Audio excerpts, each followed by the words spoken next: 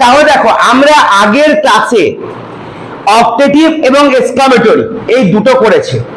আমরা কি দেখেছি? অপটেটিভ মে দিয়ে শুরু হয় এবং লাস্টে ফুল স্টপ থাকে, এবং এক্সক্লামেটরি লাস্টে দাড়ি দিয়ে ফুল স্টপ এক্সক্লামেশন মার্ক থাকে। এবার আমরা চলে আসবো ইম্পারেটিভ। ইম্পারেটিভ মানে হলো আদেশ, উপদেশ এবং অনুরোধমূলক বাক্য। আদেশ মানে হলো অর্ডার, আর রিকোয়েস্ট মানে হলো অনুরোধ, এবং অ্যাডভাইস মানে হলো উপদেশ। এই সেন্টেন্সের নিয়ম হলো ভার্ব দিয়ে শুরু হতে পারে। ভার্ব যেমন আমি বললাম যে কাম হেয়ার, এখানে এসো। দেখো কোন সাবজেক্ট দিয়ে শুরু হয়নি, কাম ভার্ব দিয়ে শুরু হয়েছে। তাহলে কাম হেয়ার, এখানে এসো, এটা একটা অর্ডার, আদেশ। তাহলে এটা ইম্পারেটিভ সেন্টেন্স। এবার আমি এটার আগে যোগ করতে পারি প্লিজ। প্লিজ মানে দয়া করে, কাম হেয়ার, দয়া করে এখানে এসো। এটা হচ্ছে রিকোয়েস্ট বা অনুরোধ, দয়া করে, প্লিজ। তাহলে প্লিজ দিয়ে শুরু হতে পারে, প্লিজ কাম হেয়ার, দয়া করে এখানে এসো। এটা রিকোয়েস্ট, আর এটা হলো ইম্পারেটিভ সেন্টেন্স। আমি বললাম লাভ দ্য চিলড্রেন, বাচ্চাদের ভালোবাসো। লাভ দ্য চিলড্রেন, এটা ভার্ব দিয়ে শুরু হচ্ছে। দেখো লাভ দ্য চিলড্রেন, বাচ্চাদের ভালোবাসো, এটা হলো অ্যাডভাইস বা উপদেশ। তাহলে এই তিন প্রকারের সেন্টেন্সকে আমরা বলি ইম্পারেটিভ সেন্টেন্স, যেটা ভার্ব দিয়ে শুরু হতে পারে, প্লিজ দিয়ে শুরু হতে পারে, অথবা তোমার যে কোনো ভার্ব এবং প্লিজের সঙ্গে আরেকটা ওয়ার্ড আছে, সেটা হলো কাইন্ডলি। কাইন্ডলি দিয়েও শুরু হতে পারে। প্লিজ মানেও দয়া করে, কাইন্ডলি মানেও দয়া করে। যেমন কাইন্ডলি কাম হেয়ার, এটাও মানে হলো দয়া করে এখানে এসো। আর একটা হচ্ছে ডু দিয়ে, ডু নট বা ডোন্ট। ডু নট বা ডোন্ট, ডোন্ট মানে কি না অর্থে বসবে। অর্থাৎ কাম হেয়ার কি বললাম, ডু নট কাম হেয়ার, এখানে এসো না, ডু নট কাম হেয়ার। তাহলে ডু নট দিয়েও শুরু হতে পারে। তাহলে ইম্পারেটিভ সেন্টেন্স যখন শুরু হবে তখন কোনো ভার্ব দিয়ে শুরু হবে, অথবা প্লিজ দিয়ে শুরু হবে, অথবা কাইন্ডলি দিয়ে শুরু হবে, অথবা তোমার ডু নট বা ডোন্ট দিয়ে শুরু হবে। তাহলে ডু নট বা ডোন্ট দিয়ে শুরু হতে পারে, ভার্ব দিয়ে শুরু হতে পারে, কাইন্ডলি বা প্লিজ দিয়ে শুরু হতে পারে। এমন বাক্যকে আমরা বলি ইম্পারেটিভ সেন্টেন্স। তাহলে আমি এখানে একটা সেন্টেন্স লিখছি, তোমরা আমাকে বলো এটা ইম্পারেটিভ কি ইম্পারেটিভ নয়। আমি বললাম may you live long, may you live long, এটা কি ইম্পারেটিভ সেন্টেন্স? নয়। এটা কোন সেন্টেন্স? Optative sentence. আমি বললাম হোয়াট এ নাইস ফ্রক, কি সুন্দর ফ্রক, এটা কি হবে? এটা হচ্ছে এক্সক্লামেটরি সেন্টেন্স। লাস্টে এক্সক্লামেশন মার্ক রয়েছে, দেখো দাড়ি দিয়ে ফুল স্টপ রয়েছে।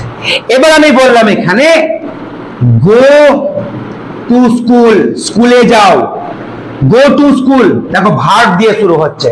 তাহলে এটা কোন সেন্টেন্স? এইটা হলো ইম্পারেটিভ সেন্টেন্স, এটা ভার্ব দিয়ে শুরু হচ্ছে। এবার আমাদের বাকি থাকলো অ্যাসার্টিভ এবং ইন্টারোগেটিভ।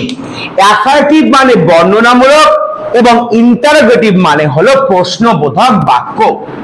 প্রশ্নবোধক বাক্যের শেষে আমরা কি দিব?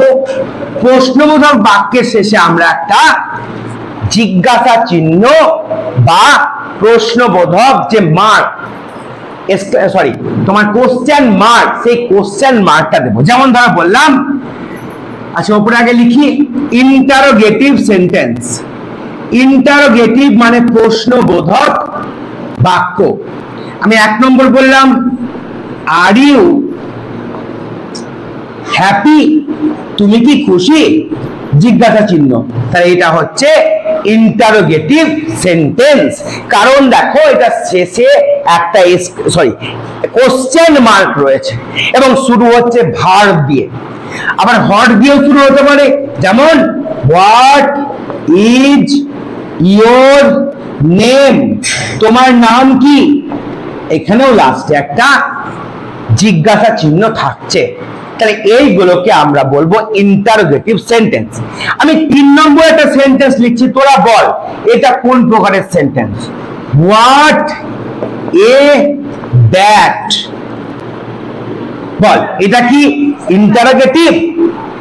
বল আরো কি হবে? এটা এটা হবে এক্সক্লামেটরি। কিন্তু এইটা কি হবে হট দিয়ে? হোয়াট ইজ ইওর নেম, তোমার নাম কি, এটা কি হবে বলো? এটা হবে ইন্টারোগেটিভ। তাহলে পার্থক্য কি? লাস্টে দেখো এক্সক্লামেশন মার্ক আছে তাই এক্সক্লামেটরি, জিজ্ঞাসা চিহ্ন আছে কোশ্চেন মার্ক আছে তাই প্রশ্নবোধক বাক্য বা ইন্টারোগেটিভ সেন্টেন্স। বোঝা গেছে? আইডিয়া এসছে কোনটাকে প্রশ্নবোধক বলছি। এবার আমরা প্রথম যে সেন্টেন্স অ্যাসার্টিভ সেন্টেন্স বা বর্ণনামূলক বাক্য সেটা সম্পর্কে বলবো। অ্যাসার্টিভ সেন্টেন্স হলো বর্ণনামূলক বাক্য। এই ক্ষেত্রে আমরা কি স্ট্রাকচার দেখব? প্রথমে দেখব সাবজেক্ট বা কর্তা এবং তারপরে ভার্ব। সাবজেক্টের পরে ভার্ব, প্রথমে সাবজেক্ট বসবে এবং তারপরে ভার্ব বসবে। সাবজেক্ট নিলাম রাহুল, ভার্ব নিলাম প্লেজ ক্রিকেট, রাহুল ক্রিকেট খেলে। বলতো এইটার মধ্যে কোনো এক্সক্লামেশন মার্ক আছে? কোন মেয়ে দিয়ে শুরু হয়েছে যে অবজেক্টিভ হবে? ইম্পারেটিভ কোন ভার্ব দিয়ে শুরু হয়েছে? ইন্টারোগেটিভ কোন প্রশ্ন বোঝাচ্ছে? তাহলে এটা হবে অ্যাসার্টিভ সেন্টেন্স। দেখো প্রথমে সাবজেক্ট তারপরে ভার্ব। আমি বললাম দা বার্ডস আর ফ্লাইং, পাখিরা উড়ছে। The birds are flying, কারা উঠছে? পাখিরা। এটা হলো সাবজেক্ট আর ফ্লাইং হলো ভার্ব। তাহলে যখন সাবজেক্ট থাকবে এবং তারপরে ভার্ব থাকবে সেটা হচ্ছে কি সেন্টেন্স? Assertive sentence. তাহলে 5 প্রকারের সেন্টেন্স সম্পর্কে আমরা ডিটেইলসে বুঝলাম। প্রথম ক্লাসে আমি এক্সক্লামেটরি এবং অবজেক্টিভ বুঝিয়েছি। আজকের ক্লাসে আমরা ইম্পারেটিভ, ইন্টারোগেটিভ এবং এক্সক্লামেটরি বুঝলাম। এবার আমরা প্রথম থেকে একবার সামারাইজ করছি। এক্সক্লামেটরি সেন্টেন্স হলো সেই সেন্টেন্স যার শেষে একটা এক্সক্লামেশন মার্ক অর্থাৎ দাড়ি দিয়ে ফুল স্টপ থাকবে। অবজেক্টিভ সেন্টেন্সের ক্ষেত্রে আমরা মে দিয়ে শুরু করব এবং লাস্টে ফুল স্টপ থাকবে। ইম্পারেটিভ সেন্টেন্স সবসময় ভার্ব দিয়ে শুরু হবে, অথবা প্লিজ দিয়ে শুরু হবে, অথবা কাইন্ডলি দিয়ে শুরু হবে, অথবা ডো নট বা ডোন্ট দিয়ে শুরু হবে। এটা হচ্ছে ইম্পারেটিভ সেন্টেন্স। ইন্টারোগেটিভের শেষে একটা ইন্টারোগেশন মার্ক, কোশ্চেন মার্ক থাকবে। আর যখন সাবজেক্ট আগে বসবে তারপরে ভার্ব, তখন সেটা হচ্ছে অ্যাসার্টিভ সেন্টেন্স। তাহলে আমরা 5 প্রকারের সেন্টেন্স সম্পর্কে জানলাম। এবার তোমরা খাতা পেন বের করো, আমি 5 প্রকারের সেন্টেন্স নিয়ে বিভিন্ন প্রকারের সেন্টেন্স দেব, সেগুলোকে তোমরা নোট ডাউন করো, কোনটা কোন প্রকারের সেন্টেন্স লিখে আমাকে দেখাও। ঠিক আছে?